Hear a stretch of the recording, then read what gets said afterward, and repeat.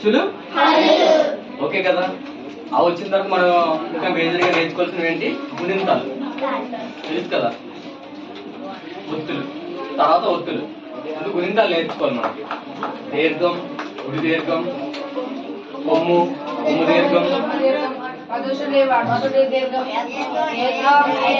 మీకు వచ్చు కదా. ఈ వచ్చినవన్నీ కూడా మనకి ఎలా వస్తున్నాయి అంటే, మీరు అబ్జర్వ్ చేస్తారో లేదో, మనకి వచ్చాయి కదా ఇవన్నీ కూడా. ఇవన్నీ కూడా మనకి ఎలా వస్తున్నాయంటే, స్టార్టింగ్ మనకి అచ్చులు ఉన్నాయి చూసారా, అచ్చులు అచ్చులు బట్టే వస్తాయి అన్నమాట. చూడండి, ఆ ఆ ఈ ఓ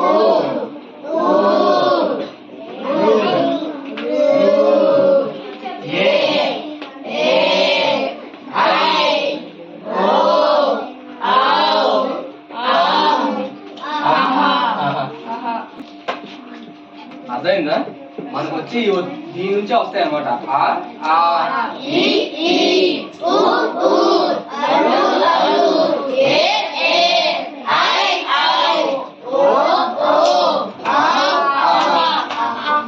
కదా.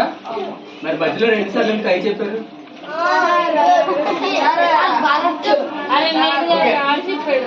మీకు అర్థమైందా? గుణింతాలు రాసేటప్పుడు మనం ఈ పైన వచ్చే కొమ్ములు ఉన్నాయి చూసారు, ఇవన్నీ కూడా ఎలా వస్తాయంటే మనకి అచ్చుల నుంచి వస్తాయి. ఓకేనా. సో అచ్చుల నుంచి వచ్చే వాటిని ఇవి ప్రతి దానికి కూడా మనకి ఏంటంటే గుణింతాల కింద కన్వర్ట్ చేసుకోవాలి. గుణింతాలు వచ్చిన తర్వాత మనం నేర్చుకోవాల్సిన ఏంటి? ఒత్తులు. ప్రతి ఒక్క అక్షరానికి కూడా ఒత్తులు అనేవి ఉంటాయి. చూడండి, కాకి వచ్చే ఒత్తు కావొత్తు, గావొత్తు, ఇలా ప్రతి దానికి కూడా మనకి ఒత్తులు ఉంటాయి చూసారా. ఈ ఒత్తులు వచ్చిన తర్వాత మనం రాయాల్సింది ఏంటి అంటే పదాలు రాసేటప్పుడు మనకు రావాల్సింది ఏంటి అంటే, ఫస్ట్ థింగ్ అఆలు రావాలి, సెకండ్ థింగ్ గుణింతాలు రావాలి, థర్డ్ థింగ్ మనకి ఏం రావాలి? ఒత్తులు రావాలి. ఈ ఒత్తులు వచ్చిన తర్వాత మళ్ళీ మనం ఇంకో టూ స్టెప్స్ వేయాలి. ఏంటండి? ద్విత్వాక్షరాలు ఒకటి, సంయుక్తాక్షరాలు ఒకటి. ద్విత్వాక్షరాలు అంటే ఒకే ఒత్తు అదే పదం కింద రావాలి. ఒక పదం రాసాం అనుకోండి, దాని కింద అదే ఒత్తు రావాలి. ఫర్ ఎగ్జాంపుల్ ఇక్కడ కా రాసాం, కాకి కా కింద ఏంటి రావాలి? కాకే రావాలి. గా రాస్తే గా కింద కాకే రావాలి. చా రాస్తే చా కింద. అలాగే ఏ పదం మనం ఏ అక్షరం రాస్తే ఆ అక్షరం కింద అదే ఒత్తు వస్తే దాన్ని ఏమంటారు? ద్విత్వాక్షరాలు అంటారు. దేని కింద అదే ఒత్తు వస్తే దాన్ని ఏమంటారు? ద్విత్వాక్షరాలు అంటారు.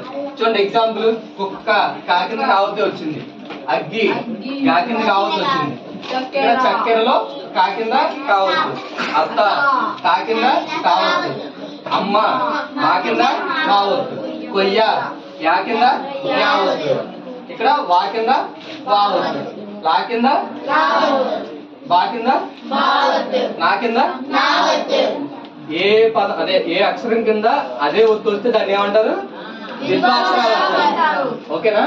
నెక్స్ట్ చూడండి, సంయుక్త అక్షరాలు అంటే ఇక్కడ వచ్చేటట్టు దేని కింద అదే రాకూడదు, డిఫరెంట్ గా రావాలి. ఒక అక్షరం కింద వేరే ఒత్తు రావాలి. ఫర్ ఎగ్జాంపుల్ ఇక్కడ కా ఉందా, కా కింద గావత్తు రావడం కానీ, గా కింద యావత్తు రావడం కానీ, అలా. చూడండి, పుస్తకం ఇక్కడ సా కింద కావత్తు వచ్చింది, డిఫరెంట్ వచ్చింది కాబట్టి ఇది సంయుక్త అక్షరం. ఇక్కడ మా కింద యావత్తు వచ్చింది. అలాగే ఇక్కడ చూడండి, సా కింద నావత్తు వచ్చింది, ఇక్కడ వా కింద యావత్తు వచ్చింది, సా కింద వావత్తు వచ్చింది, పా కింద వచ్చింది, షా కింద మళ్ళీ ఇక్కడ పా కింద.